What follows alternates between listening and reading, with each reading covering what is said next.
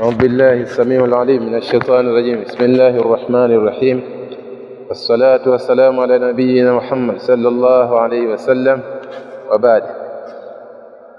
hatuna kumshukuru Allah jalla wa ala bifadlihi wa karamihi wa na'am, fadla zake na karimu wake na neema zake kwa kutuwezesha kufika katika miji mitukufu ya Maka, Madina. Tumetoka katika mji wa Madina takriban ya karibia siku 5 sasa au 6, tukaja katika mji huu mtukufu wa Maka, mji ambao ndio ibada za umra pamoja na hija zinafanywa. Na alhamdulillah sisi tumetiania ya kufanya hija aina ya tamattu, kwa maana ya kwamba kufanya umra kwanza kisha kufanya hija. Na kila mtu au kila mmoja miongoni mwetu jambo la umra ameshalitimiza, labda kwa wale ambao watakuwa wana dharura tofauti. Tunatarajia kwamba wengi wetu jambo limetimia, na kwenye dharura insha Allah jambo lao litatimia biidhnillah. Tunakwenda kwenye hatua nyingine ya utekelezaji wa ibada ya hija sasa kwa ukamilifu wake, ibada ambayo nia yake itatiwa katika mji huu wa Maka. Kwa mtu ambaye amefanya hija ina tamattu baada ya kuwa amenuia umra katika miqat, vile vituo vile tofauti ambavyo vimewekwa na Mtume sallallahu alaihi wasallam, jumla yake ni 5. Kisha akaingia hapa Maka akafanya umra, anasubiria mpaka siku ya mwezi 8 yaumut tarwiya. Kifika mwezi 8 Dhulhijja anatia tena nia ya kufanya umra. Kwa hiyo tumekutana hapa katika sehemu hii kwa ajili ya kufanya semina fupi ya kupeana maelekezo ya hatua zinazofuata mbele ambazo zinakwenda kulifanya jambo letu la hija kukamilika kwake biidhnillah. Muomba Allah tabaraka wa taala kwa majina yake yaliyokuwa mazuri na sifa zake zilizokuwa za juu atuwafikishe, atupe nguvu, atupe uwezo, atuwafikishe kuzifanya au kulifanya jambo la hija kama vile ambavyo Mtume sallallahu alaihi wasallam ametufundisha. Kwa hiyo kuna mambo ambayo tuyazingatie na tuyafanyie kazi katika kipindi hichi ambacho tunachokwenda nacho. Leo mwezi ngapi?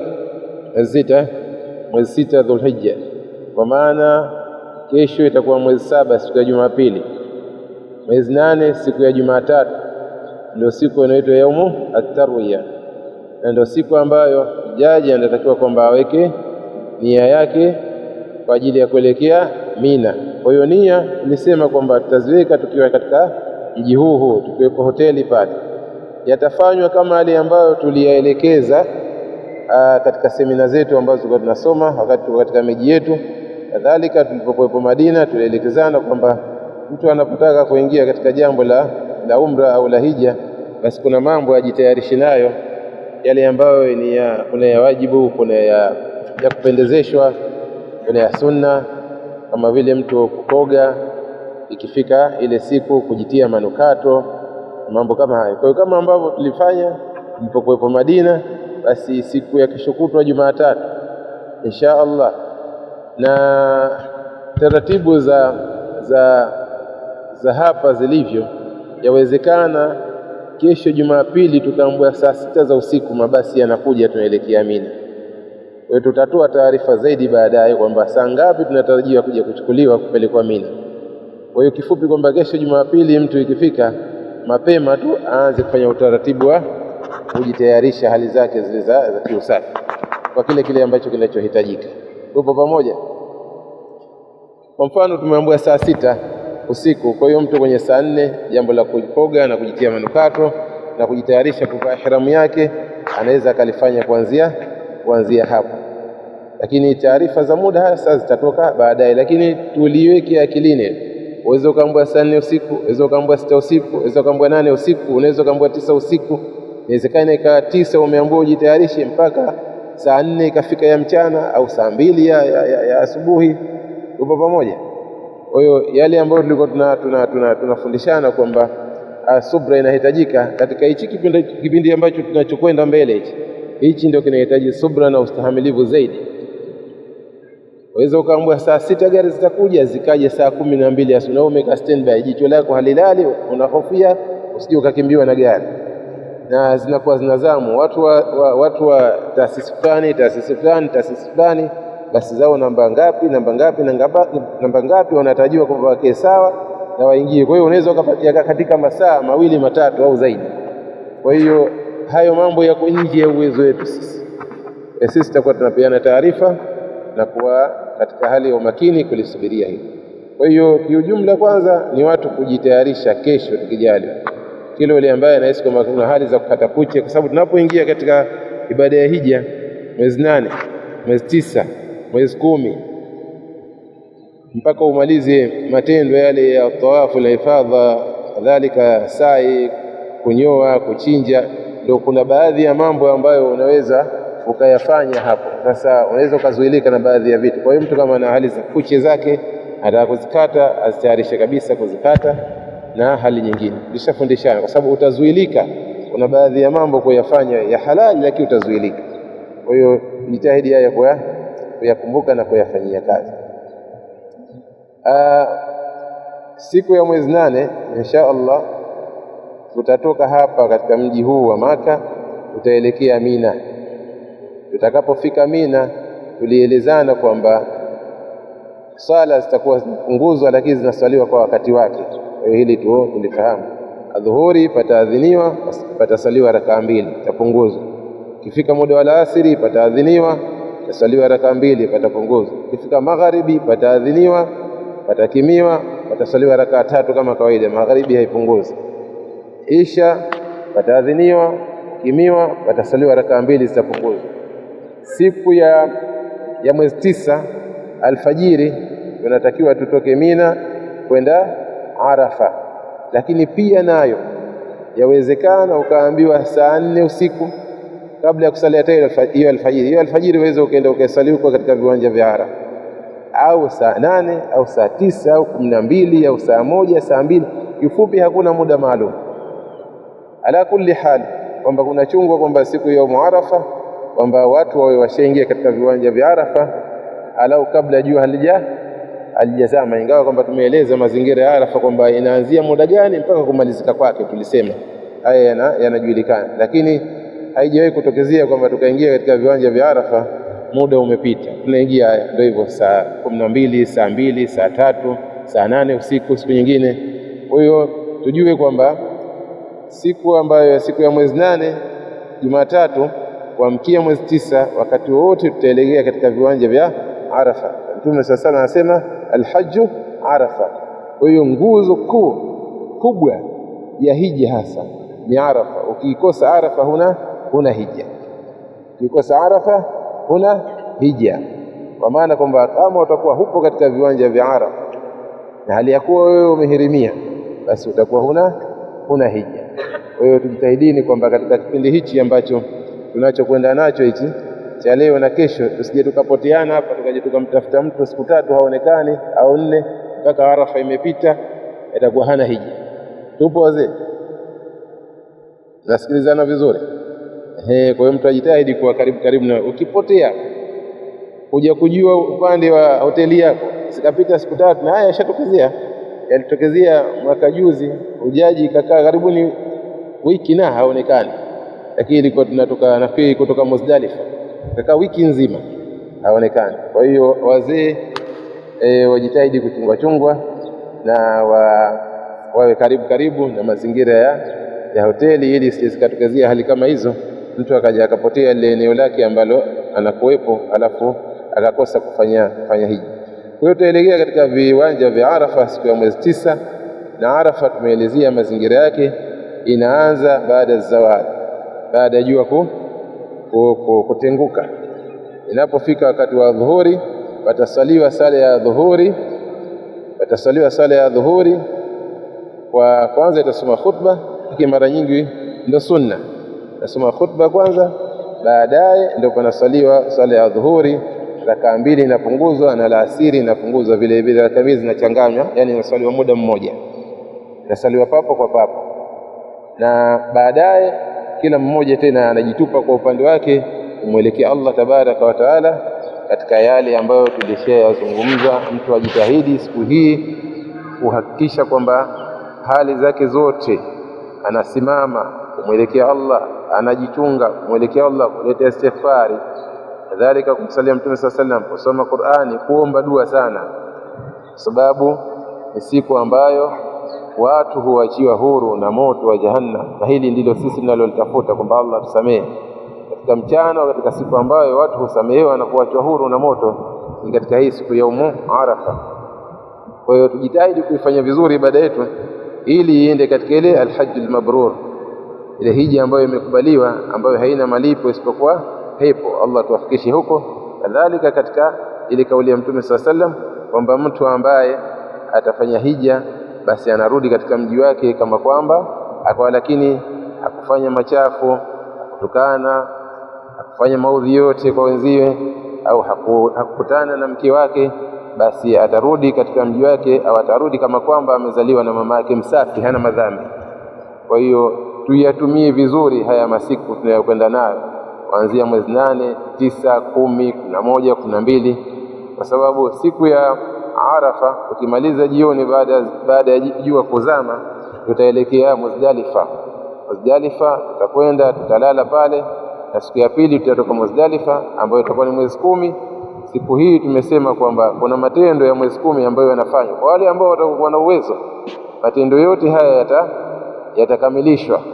Kuna watu ambao hapa leo tutawaashiria kwamba fulani na fulani na fulani huyu anaweza, basi biidhnillah hao tutakuwa nao kuona kwamba yale matendo ya mwezi 10 yote yanakamilika. Na wale ambao tutaona kwamba wana udhaifu, basi tutawapa maelekezo ya kuwasubirisha na wapi watasubiri, ili matendo mengine waje wayafanye katika muda ambao tutakuwa tumetoka Mina, kuanzia mwezi 12 au 13. Itategemea hali zitakuwa vipi watakuja kufanya. Kwa hiyo siku ya mwezi 10 kuna matendo, tutakwenda kupiga mawe jamarat, kuipiga nguzo kubwa, tumesema mawe 7. Tupo pamoja? Siku ya mwezi 10 tutapiga mawe jamarat. Siku hii mtu atanyoa, watachinjwa. Masala ya vichinjwa tumesema yako katika mamlaka ya uongozi, na tayari sisi tushafanya malipo. Kwa hiyo serikali ya Saudi Arabia ndio inasimamia masuala haya. Kwa patachinjwa.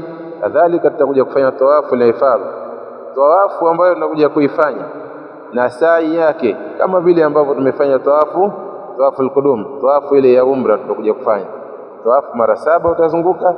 Kadhalika tutafanya na sa'i vile vile Safa na Marwa katika sampuli au mtindo ule ambao tumefanya. Kwa hiyo ikitokezea kwamba wakati tumetoka Muzdalifa tumekuja zetu jamarati, tumepiga mawe, kuna watu ambao kwamba watakuwa wanajiweza wakatangulia, kwa hiyo matendo ambayo tuliyafanya katika umra ya kufanya tawaf kadhalika na kufanya sa'i, basi wanakuja kuyafanya yale sehemu zile, na wakimaliza watakwenda kunyoa. Wakimaliza wataelekea zao hotelini. Muda kwamba mtu hoteli anapajua, atakwenda pale, atachukua ufunguo, atakwenda zake kupumzika. Kikawaida tunakuwa tukimaliza hapa kufanya tawafu na sa'i yake, kama saa 4 umemaliza, saa 5, saa 6 tunakwenda hoteli kupumzika, na baadaye huwa tunaondoka usiku kurudi wapi? Mina, kwa sababu kuna uwajibu wa kulala Mina, lazima ukalale Mina. Kwa hiyo watakaomaliza mapema watapata ruhusa ya kuja zao hotelini kwa ajili ya kuja kufanya mapumziko. Tawafu hii, tawafu la ifadha kwa wanaume, mtu hafunui bega lake. Tupo pamoja? Hii mtu hafunui bega, manake haachi bega lake moja, haliachi, manake kwamba anaifunika ile shuka yake ya juu yote kwa pamoja. Maelekezo ni yale. Tawafu kianza, unaanza pale kwenye Hajarul Aswad kwa kusema bismillah Allahu akbar, kwa kuashiria, kwa sababu tumeona si wenyewe mazingira ya Hajarul Aswad yalivyokuwa magumu. Kama mtu atajaribu kwenda, utaona wewe hali zitakavyokuwa. Na kama tulipokuwa tunafanya tawafu ya umra, tungelikuwa tumekuingizeni hasa kule, basi tungekatika pande, kila mtu akawa na safari yake. Lakini tunajaribu kuchunga ili tuwe karibu na jambo liende vizuri. Unajaribu kuwatoa watu kwenye lile vurugu la watu pale. Kwa hiyo hali ziko hivyo, na mtu atafanya tawafu zake 7. Kadhalika akimaliza atasali makamu Ibrahim rakaa 2, atakwenda kunywa Zamzam kama ambavyo tumekunywa Zamzam, alafu atakwenda zake sa'i. Akifika sa'i atasema inna safa wal marwata min sha'airillah, wakati anapanda kilima kile pale. Akifika ataelekea kibla, ataleta zile takbirat ambazo tulikuwa tumeleta juzi. Kwa hiyo ataanza kutoka Safa kwenda Marwa ya kwanza, kurudi Safa ya pili, kama ambavyo tumefanya mpaka zikamilike ziwe 7. Mimi kwa hayo machache kwanza nisite hapo, nimpishe Sheikh wetu Abu Muhammad Hasnu, yeye aje aongezee mingine, aelezee mingine ambayo atakuwa ameyakusudia kueleza, na inshallah kuna mingine ya ziada kimaliza tutafahamishana zaidi. Allah bariki na Allah zidi. Allah mlipe kheri Shomari kwa yale ambayo alikuwa ameeleza na alikuwa ametukumbusha nayo. Mimi kwa kweli sina ziada isipokuwa tu ambacho ninachotaka kukumbushia katika maeneo yale ya Mina na maeneo ya Arafa na maeneo ya Muzdalifa, lakini hasa maeneo ya Mina. Maeneo ya Mina tunakwenda kuchanganyika na wenzetu, hatuende kukaa peke yetu. Kwa hiyo jambo la subra tunalisisitiza, manake takribani Mina hema moja, wanaume kadhalika na wanawake watakwenda kuchanganyika. Kwa maana wanaume watachanganyika na taasisi nyingine, wanaume wenzi wao, na wanawake watakwenda kuchanganyika na taasisi nyinginezo na wanawake wenzi wao. Kwa hiyo subra ni jambo muhimu sana. Kadhalika vile vile kuwa karibu na kuwa kitu kimoja, kwa sababu katika vitu ambavyo tuna uzoefu navyo, watu wanapokwenda kuchanganyika na taasisi nyinginezo, kwa pengine mtu hajamuona shoga yake siku nyingi, alikuwa yuko taasisi fulani, kwa hiyo baada ya kuwa amekutana naye katika zile sehemu za Mina, basi anasahau wale wenzake. Mwisho wa siku inakuwa ni matatizo na mitihani ndani yake. Kwa hiyo elewa kwamba wenzako kwa wakati ule ni wale ambao walikuja nao taasisi moja, hata ikiwa kwamba ulikuwa pamoja na kwamba huyo ambaye ulimkuta pale Mina ima ni jamaa yako au nani yako. Cha muhimu ni kumsalimia na kuwa naye karibu, yani kwamba ukishakuulizana naye hali, basi urejee kuwa na wale wenzako ambao umekuja nao taasisi moja, kwa sababu ukikosa kuwa hivyo, huenda hali nyingi zikakutokezea na mambo mengi yakatokezea, mwisho wa siku ikaja kuwa ni mtihani juu yako, au ukawapa uzito wale wenzako ambao ulikuja nao taasisi moja. Kwa hiyo hili tunapenda kulisisitiza, kwa sababu mara nyingi sana inajitokeza kwa wanawake. Kwa wanaume linakuwa inatokezea, lakini hasa wanawake ndio linakuwa linawatokezea jambo hilo. Kwa pengine ana shoga yake tangu alipomaliza form 4 au tangu alipomaliza form 6 au tangu sijui alipoachana muda fulani, wamekuja kukutana pale Mina. Sasa baada ya kukutana naye na ile hamu yake kuwa naye karibu, basi inakuwa mpaka anasahau wale wenzake. Kwa hiyo hili tunalisisitiza na tunalikumbushia katika upande huo. Kadhalika vile vile na wanaume, itakuwa ni viroja ikiwa kwamba tunasema hizi hali wako nazo wanawake. Mara hii tukaja kuta mwanamume mmoja, yeye kwa kila tukimtafuta tumuone, kumbe kamgundua rafiki yake fulani yuko hema fulani ambaye aliwahi kucheza naye. Ni jambo ambalo hatulipendelei na tunapenda kulikumbushia. Lakini jingine vile vile, subra tunazidi kuisisitiza, kwa sababu pahala ambapo mnapochanganyika watu wengi sana na ikawa kwamba hamkuzoeana. Mimi naamini kwa kipindi ambacho tulichokuwa tumekaa Madina, kipindi ambacho kwa tumekaa Maka, sisi tayari tushazoeana, tushakuwa kitu kimoja. Lakini sasa tunakwenda kuchanganyika na wenzetu katika mahema, na hususan katika mahema Amina, katika mahema Arafa. Wakati takapokuwa tunachanganyika, tujitahidini sana jambo la subra. Pale ni sehemu ambayo ya kumdhukuru Allah, ni pahala pa kumtaja Allah, pahala pa kukithirisha dua, pahala pa kusoma Qur'ani kwa wingi, kumswalia Bwana Mtume sallallahu alaihi wasallam. Isiwe kwamba wewe tena kila wakala kila wakati maneno, ikawa kwamba umeanzisha baraza pale, mwingine akasema mimi nilikuwa nikisikia tu Mina, kumbe Mina ndio iko hivi. nikirudi nyumbani nitaenda kuhadisia watu wangu kwamba Mina iko hivi.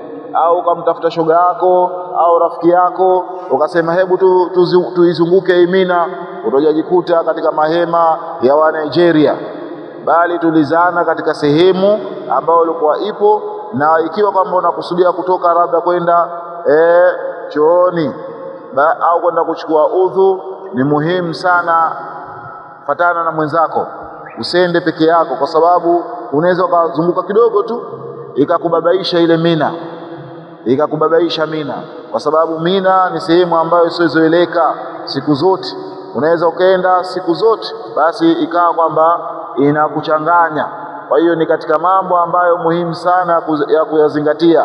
Ukisema kwamba mimi bana najua, mimi sijui sijai kupotea na wala sina sifa hiyo ya kuwa mimi mpotevu, basi Mina ukifanya maskhara kidogo tu utajikuta kwamba upo sehemu nyingine. Kwa hiyo jitahidi sana ujichunge na mazingira na kusikiliza maelekezo ya viongozi katika zile sehemu za Mina. Lakini jingine vile vile ambalo mimi nasisitiza kwamba hizi sehemu tunakwenda nazo hasa zilizoko mbele yetu ndio ibada yenyewe hasa ya hii hija ambayo sisi tumekuja kuifanya.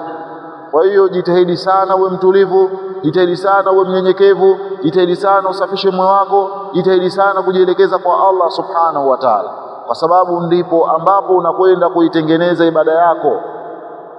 Usiwe kwamba ni mtu ambaye labda unagugu la moyo au moyo wako huko unasema itakuwaje, nitaweza au sitoweza, au ukajitia maradhi ya wasiwasi. Kwa sababu baadhi ya wakati mtu anajitia wasiwasi, anajitia joto, anajitia mpaka manake badala ya kuwafanya vizuri, sasa kutokana na ule wasiwasi wake mpaka anajiondosha katika pahala ambapo alipokuwa sawa. Bali utaweza.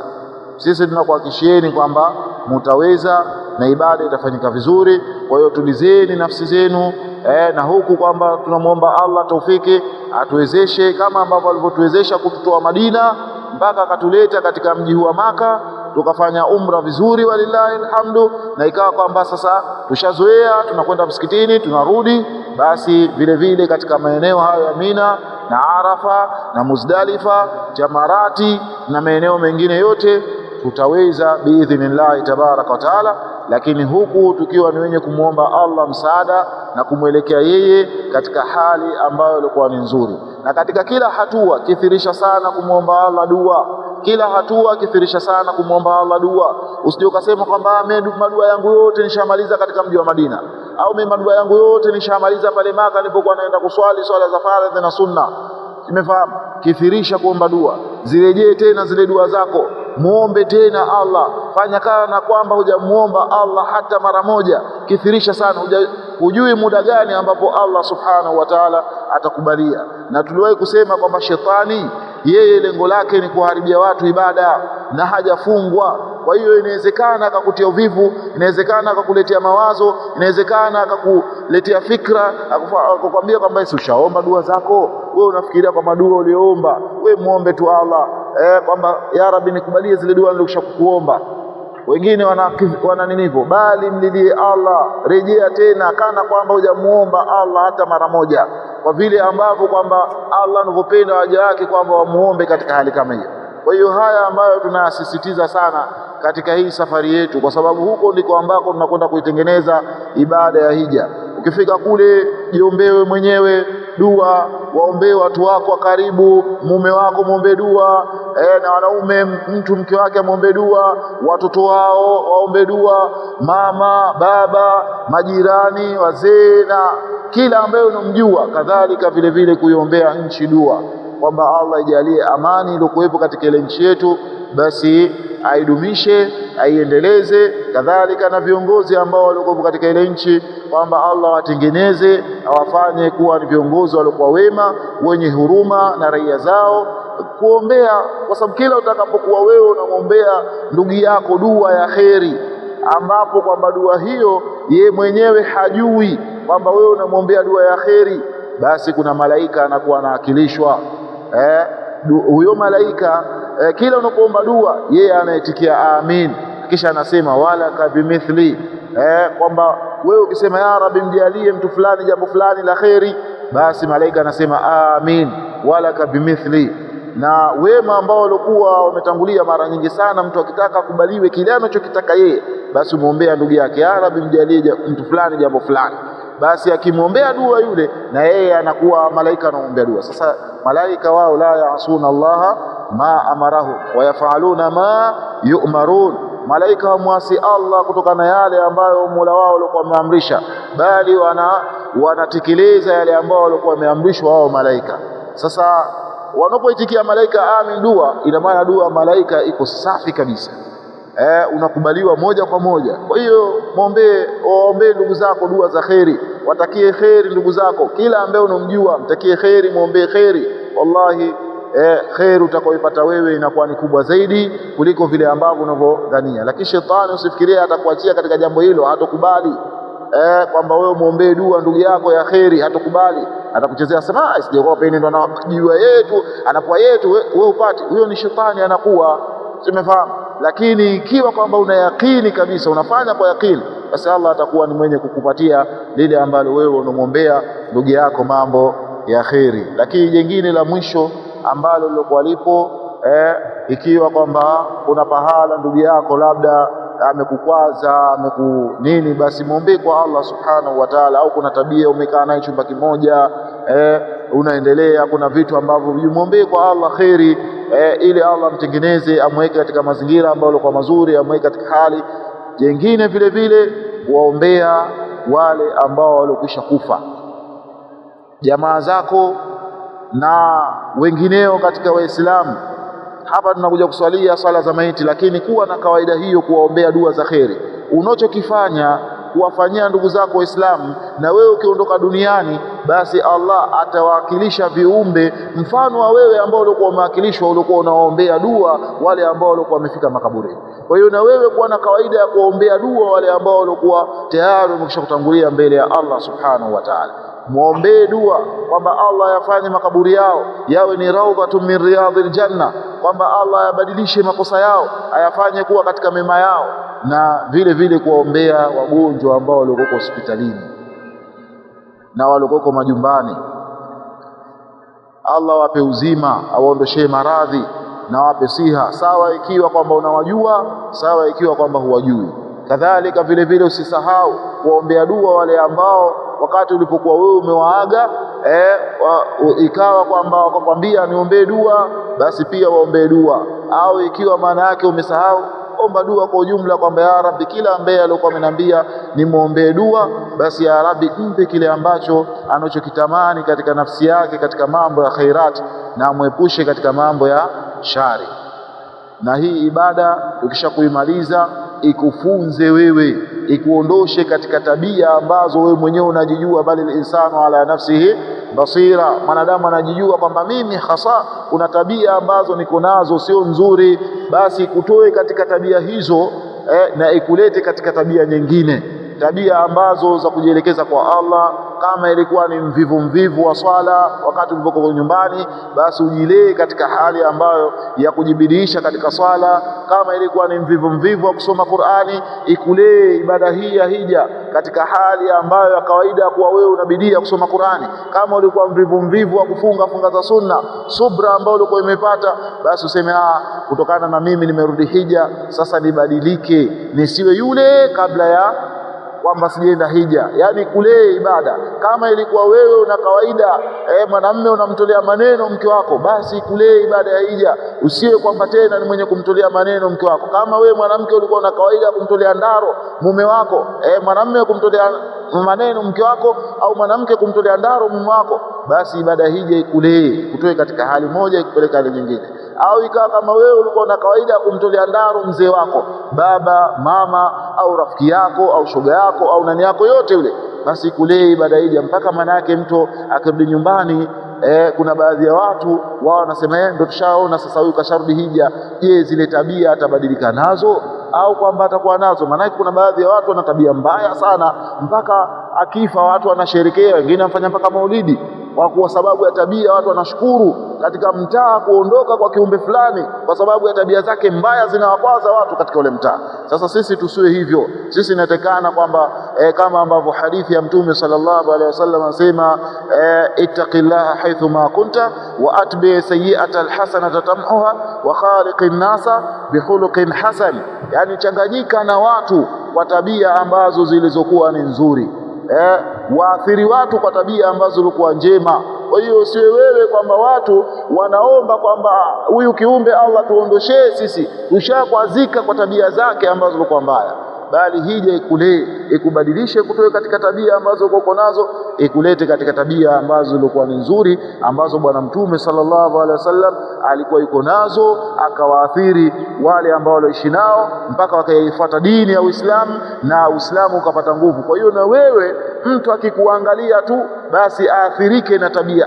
na mimi nataka niwe kama ukhti fulani, na mimi nataka niwe kama ustadhi fulani, na mimi nataka niwe kama mtu fulani, kwa zile tabia, na akawa anafutika na zile tabia ambazo wewe uko nazo. Kwa hiyo tumuombe Allah subhanahu wa ta'ala atuwafikishe katika ibada yetu hii, tuiendee katika hali ambayo ilikuwa ni nzuri, na atukubalie matendo yetu, na atuondoshe katika hii miji hali ya kuwa kwamba sisi tumekusha kusamehewa madhambi yetu na tumerudi nyumbani hali ya kuwa ni wasafi. Innahu waliyun dhalika walqadiru alayhi. Nitamwachia dokta hapa endelee, kisha yeye atamrejesha tena Sheikh Omari atumalizie yale ambayo alikuwa yapo. Dokta.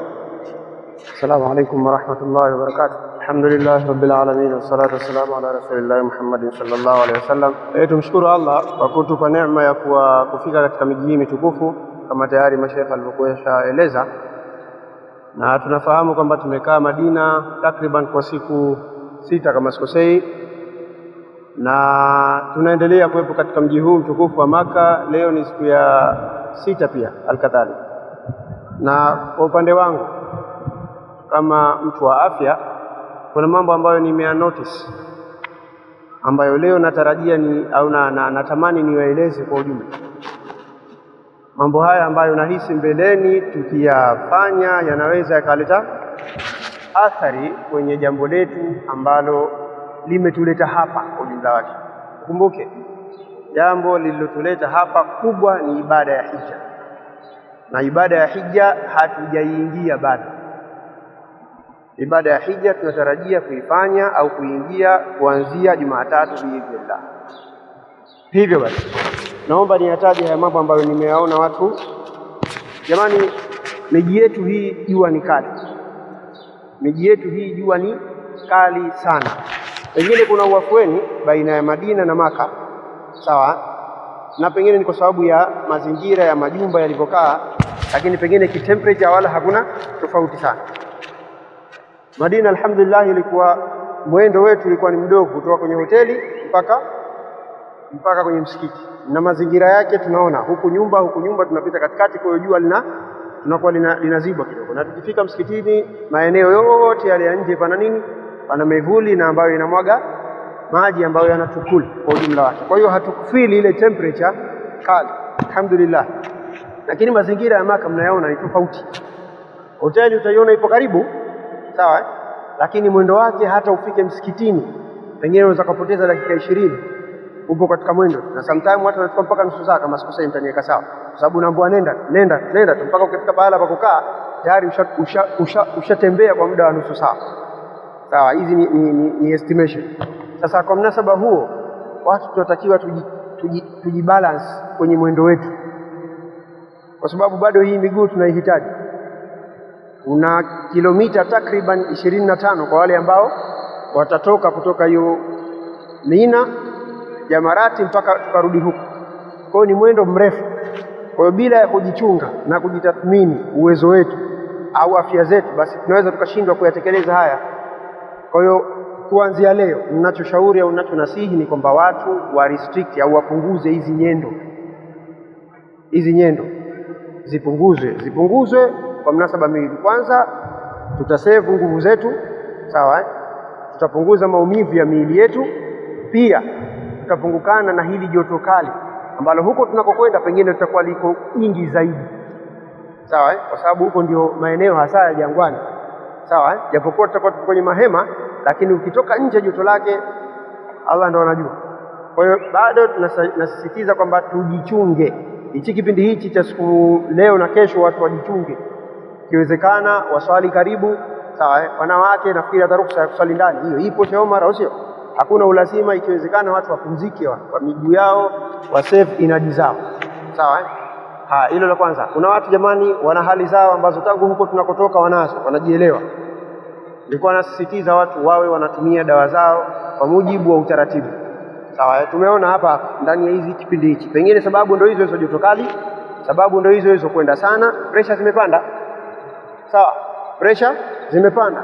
Kwa hiyo kuanzia leo tujirestrict ili pressure zetu zitulie, dawa zetu tulizoandikiwa tutumie, sawa. Kama kuna changamoto tuambizane, kama kuna utaratibu wa kubadilisha dawa tuambizane, na sisi tumefanya kwa baadhi ya watu hiyo, na alhamdulillah pressure zao zimekaa sawa.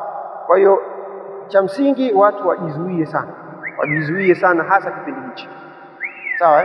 Na kwa kuona hilo, mpaka serikali au wizara ya Saudi imetuma mpaka tangazo kwamba watu jamani, kipindi hichi cha jua kali wajizuie, wasilazimishe kwenda kusali Masjid Haram, wakati kote hapa tukiswali. Nafikiri mashehe washasema hizo fadhila ambazo tulikusudia tuzipate zinapatikana, sawa jamani.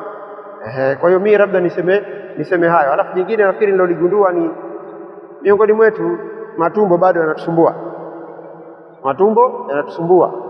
Kwa hiyo niseme tu, kula ndo hii katika miji hii, hakuna kula nyingine. Mapishi ndo haya katika miji hii, hakuna mapishi mengine. Watu wajirestrict wenyewe. Sheikh Omar ataleta, ikisema mnataka pizza ataleta, ikisema mnataka shawarma ataleta, ndio sababu ndio malaji yaliyoko, sawa. Lakini wewe mwenyewe unajijua, mimi ni kila hichi na kuwa hivi, ni kila hichi na kuwa hivi. Kwa hiyo watu wajirestrict katika ulaji, wasile malaji ikawa tena wakapata tabu. Huko tunakokwenda nafikiri tunakuwa hatuna choice, hatuna chagu, kitakacholetwa ndio tutakachokula. Kwa hiyo wewe mwenyewe unajijua, mimi ni kila protini, hali yangu inakuwa si nzuri. Kwa hiyo restrict, punguza hiyo protini ikiwezekana, hata kama usile, ili upunguze, kwa sababu mnajua foleni ya vyoo ni nusu saa, halina mjadala, foleni ya vyoo nusu saa. Kwa hiyo mtu usije ukabanwa ikawa tena mambo yakakuharibikia njiani, sawa jamani. Kwa hiyo mimi nimekusudia niyasisitize haya na niyaseme haya, lakini pia tusisahau kujirestrict kwenye swala la joto, kunywa maji kadri ya hali itakavyokuwa, kwa sababu joto ni kali, sawa. Joto ni kali. Watu wanywe maji kadri ya hali itakavyokuwa, na usije maji ikakufanya mpaka wewe ugenda chooni mara kwa mara. Lakini nafikiri tunafahamu sote tunakunywa maji, na wala hizo hali za choo mimi sijaziona, isipokuwa kwa wale wenye shida binafsi. Nafikiri nikisema hilo watu washafahamu, sawa. Kwa hiyo maji tunyweni ili mwili kuupoza. Huku mwili kuupoza tunaepukana na mengi. Ukiuacha mwili ukupige jua, alafu joto liwe kali, ni kama mfano mtu aliyeungua. Nafikiri mnajua hali ya mtu aliyopata ile injury ya kuungua, mwili wote unakuwa unapoteza maji kwa wakati mmoja, na ni hatari, inaweza kupelekea wewe ukaanguka muda wote na ukapata shida. Kwa hiyo ningependa niseme haya kwa muda huu, alafu tutashauriana na Sheikh Omar, labda ni wepi ambao tunahisi sisi hawa wanaweza tukawa pamoja kwenye ile safari ndefu, na wapi hawa tutawashauri hawa wabaki, ili jambo lao liende kwa namna ambavyo litakavyopangwa. Assalamu alaykum wa rahmatullahi wa barakatuh. Jazakallahu khaira, barakallahu fik. Haya, tumemsikiliza daktari, Allah mbarik na Allah mzidishie khair. Yale ambayo ameyazungumza mimi sina haja ya kuyatia nukta yoyote, yaache kama ilivyo, isipokuwa katika upande wetu naangazia jambo la kwanza, ikhlas. Jitahidini kufanya matendo yetu kwa kumtakasia Allah jalla waala, kwa kutaka malipo kutoka kwake, si kwa mwingine. Kwa hiyo tutanguze ikhlas, jitahidi kutanguliza ikhlas. Jambo jingine,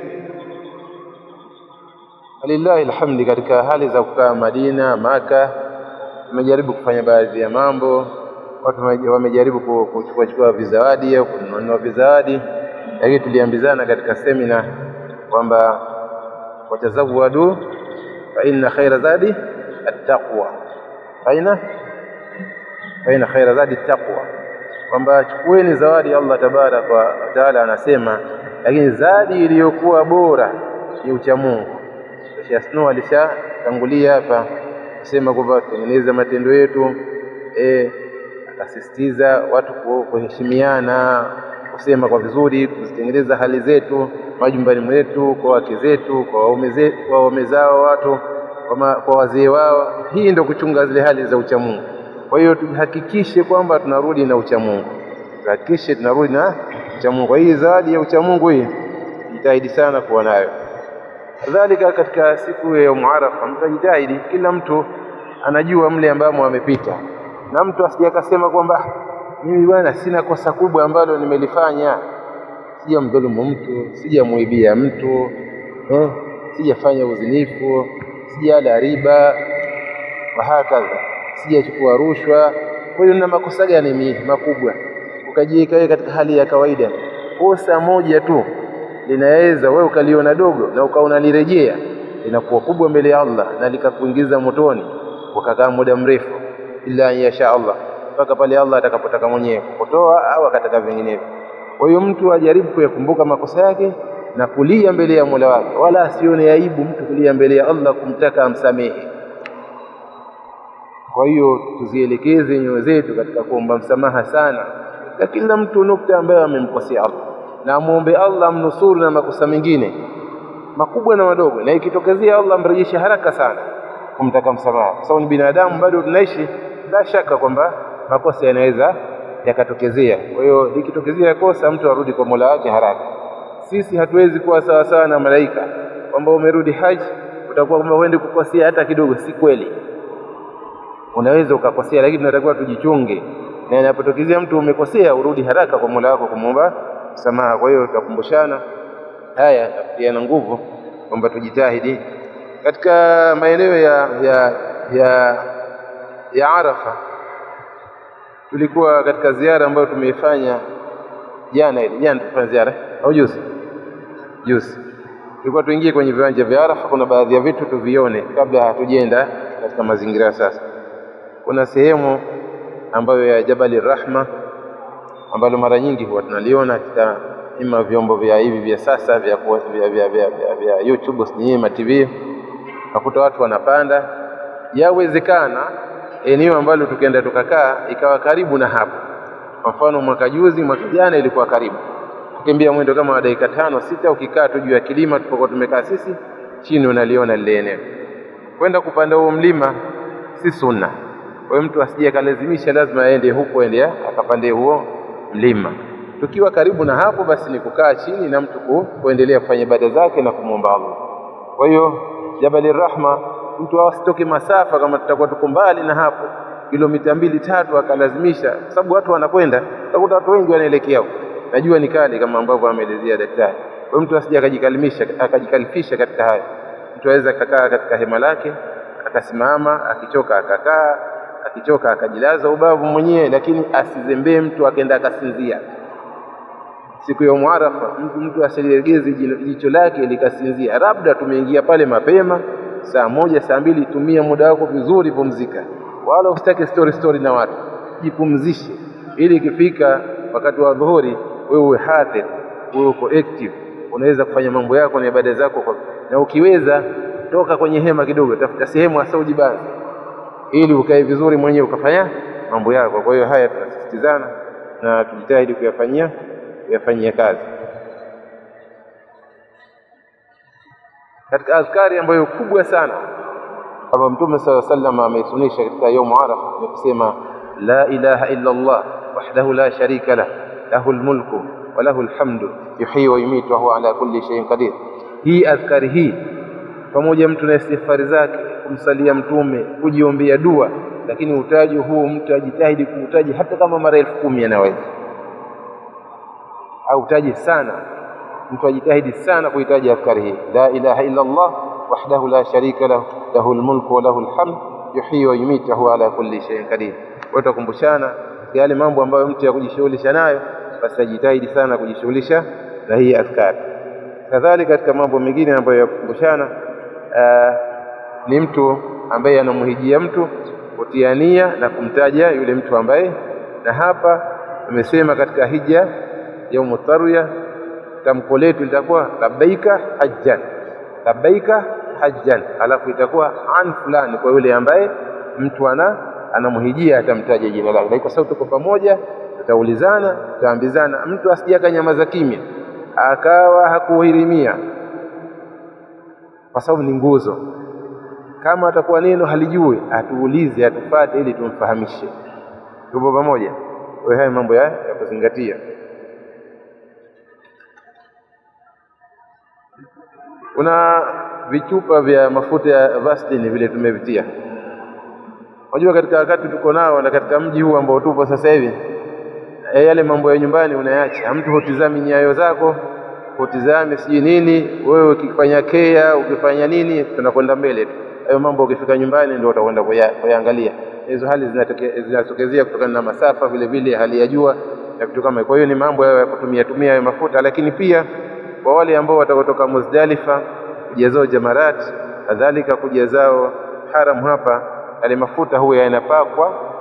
Yale mafuta watu wanapaka katika sehemu hizi za pachuka zao za mwili hizi, ili wapate ulaini, hizi nyama zisibusane, alafu watu wakachunika. Na mara nyingi ukitembea masafa marefu unachunika, alafu unashindwa kutembea. Mwaka jana daktari anakumbuka, wana Abu Katada wakatupita wa Nigeria, speed, nguvu, wanakimbia sasa. Kaja hapa wakafanya tawafu, wakafanya sai, kaja tukakutana nao hapa eneo hili, mtu anatembea hivi. Unaona hali ishabadilika, hali zishaharibika. Kwa hiyo yale yanatumika yale mafuta kwa ajili ya kukinga ile michuano baada ya hii mili na kupatikana mtu kutembea vizuri. Kwa hiyo tunaweza tukayatumia katika hali hizo hapo. Jingine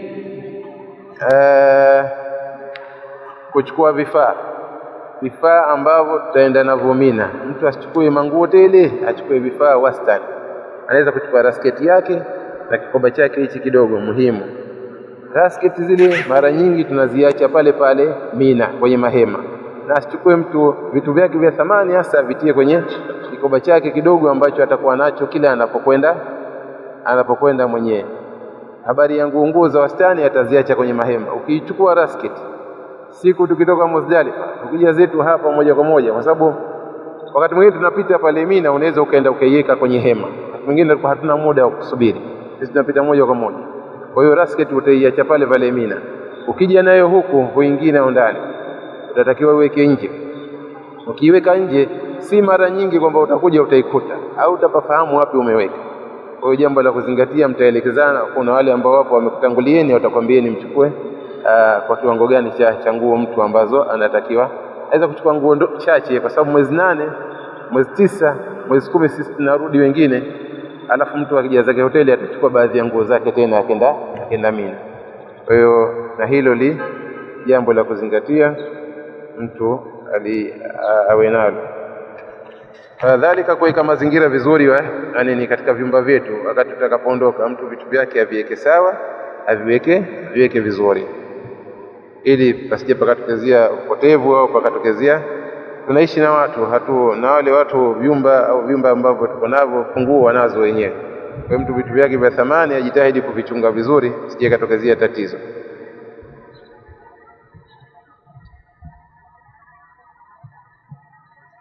Jambo la chakula Mina shaltaja daktari. Chakula Mina jamani, hakuna choice. Kinachopikwa ndicho kinacholiwa. Na vyakula wenzetu yani mafuta kama maji. Kitu mafuta sana kitu cha kawaida imekuwa. Kwa hiyo kule hatuna kuchagua kwamba niletee mkate fulani, niletee mkate fulani. Kwa hiyo mtu ataangalia kama ambavyo daktari amesema, hichi nikikila kitaniletea shida, atafanya subra, atakula kile ambacho anahisi kidogo kitamsaidia alau kwa siku 3, 4, 5 kuweza kuishi na jambo likaenda mbele. Nafikiri kwa haya machache, kama kutakuwa na maswala basi yaulizwe, na yale ambayo Allah atatufikisha kuyajibu tutayajibu.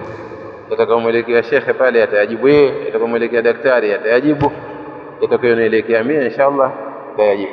Kama kuna masala yote yale nafasi najua kwamba mmechoka, mna usingizi, mtakapumzike, lakini ni muhimu kukutana hapa na kuelekezana na kuambizana haya ambayo tumeyazungumza. Naam, maswala hayo. Leo unaweza ukakata, kesho ukakata. Ukihirimia tu utakiwa kuzikata tena.